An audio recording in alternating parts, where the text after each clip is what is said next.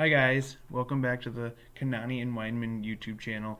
Mr. Beal here, back with you again for another social skills lesson. I do hope you are doing well, and I look forward to hopefully seeing you soon. We're going to do a social skills lesson today on managing frustration. But before we get into that, I'm going to do a little brain builder game, see if you're able to pay attention, and kind of a Simon Says copy me game. So as you're thinking about the word frustration, I want you to first start with this little game. So you're going to clap with me. So I'm going to clap, and then you're going to try to copy my pattern. All right. So here's an example. I'm going to clap, and then you would clap that same pattern. Okay. Now the patterns I'm going to try to do are going to try to get harder and harder as we go. So really get ready to work hard on the clapping patterns, okay? All right, well, here we go. Your turn.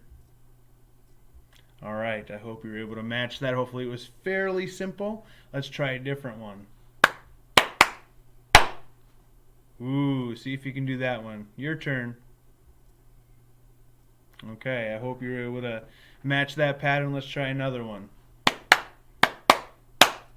Ooh, try that one. Okay, let's try one more.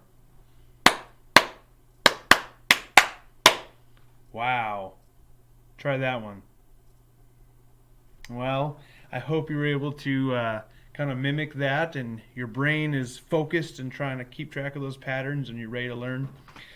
We are going to jump right in with a couple of our friends, Puppy and Snail, who have ran into something that is frustrating, a situation that is frustrating, and they want to tell you about it.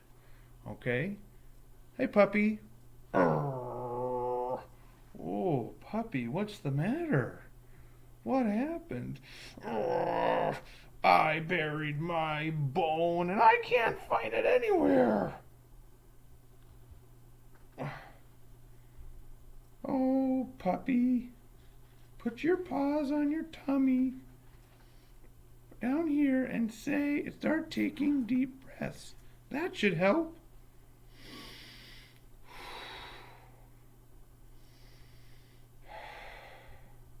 Oh, I'm still so mad. I can't find that bone anywhere.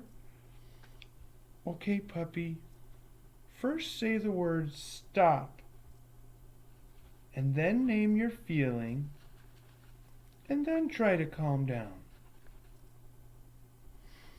I feel frustrated because I can't find my bone. Okay, now why don't you take some deep breaths?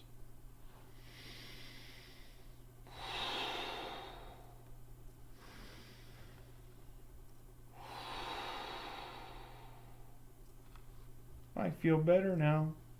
Great job, Puppy, calming down. And great job, Snail, being a good friend and helping Puppy calm down.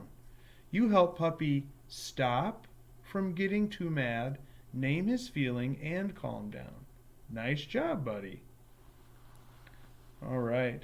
Well, Puppy and Snail seem to have solved their problem with managing frustration. And a couple things that Snail said is something we're going to be thinking a lot about when we learn to manage our frustration by stopping, naming our feeling, and calming down.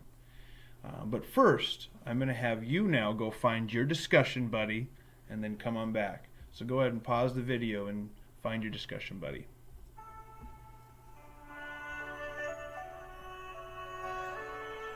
All right, well, I hope you were able to find your discussion buddy and you're ready to get started. We're going to talk about managing our frustrations, okay? So I'm going to show you a picture, and then you're going to make a hypothesis, which means a good guess about what has happened and what is happening in the picture. So just like you were getting your brain ready by doing the clapping activity, now start using your thinking brain as we look at what is happening in this picture and see if you can figure it out. Okay. Go ahead and take a good look at this picture.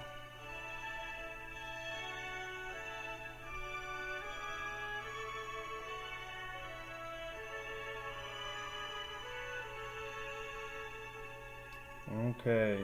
Well, I'm going to tell you the story now. This is Caleb, and he has finished his drawing, and now he's trying to write about it.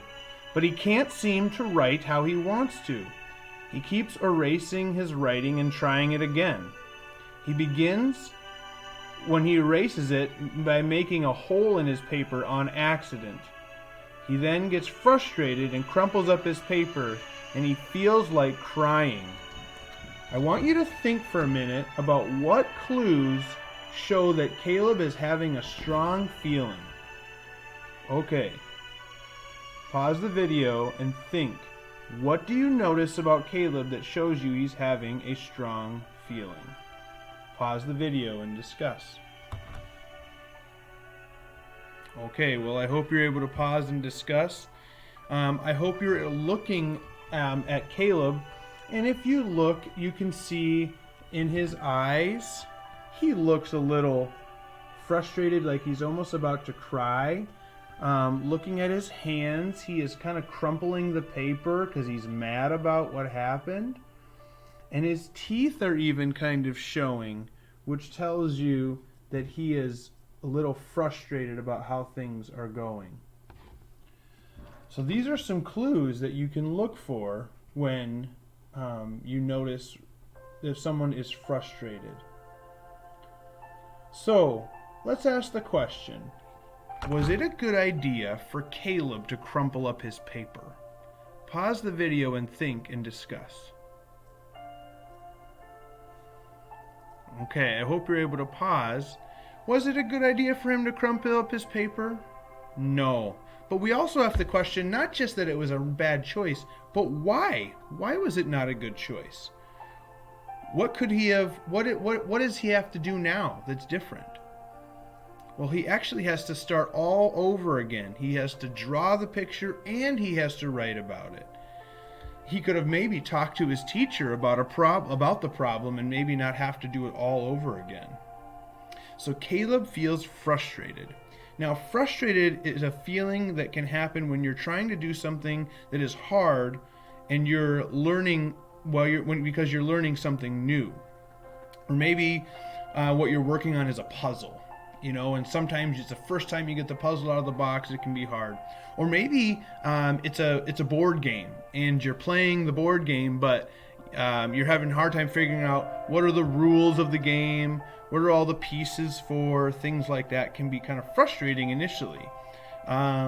Maybe it's a game that maybe it's an assignment maybe that you're working on and it's not going how you wanted, kind of like Caleb, and you're frustrated about it. So, does your body feel comfortable or uncomfortable when you're frustrated? Pause the video and discuss. Well, I hope you're able to discuss, and you probably can tell that if you're frustrated, that is not a comfortable feeling. It is uncomfortable to feel frustrated. Snail and Puppy showed us that. What did you notice about Puppy's voice when he was frustrated? He was growling. He was not happy about what was happening.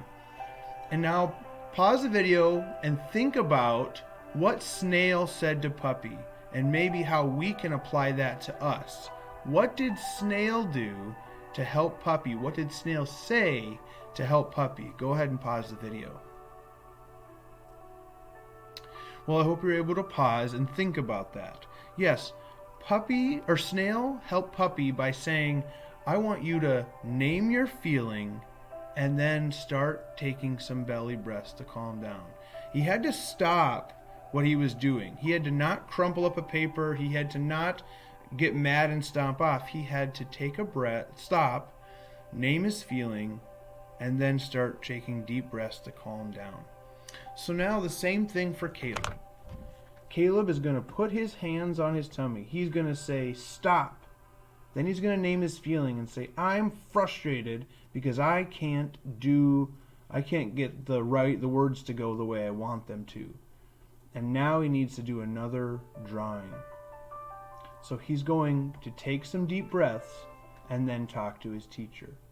So the steps were stop, name your feeling, take some deep breaths, and talk to your teacher. Here's some scenarios that you can think about with your discussion buddy. What about this situation? Let's say you can't figure out how to do a math puzzle. Maybe it's a counting up, but you have to connect the dots to make a puzzle. That can be frustrating. Maybe you tore a hole in your favorite shirt. Or maybe your shoes finally broke. The bottoms don't work anymore. Maybe you're trying to cut out something that you drew in class and cutting the shape around, and you accidentally cut part of it off that you didn't want to. Maybe you can't zip your coat very well, and that's getting frustrating. Or maybe you're at recess and someone's using the swing you wanted to use. These are all things that can lead to frustration. What we need to do is make sure that we keep our body under control by stop, naming our feeling, taking deep breaths, and then talking to the teacher. So this is stuff that I want you to think about when you run into frustration. All right. Well, I hope this was helpful, and I hope you have a wonderful day. Talk to you soon.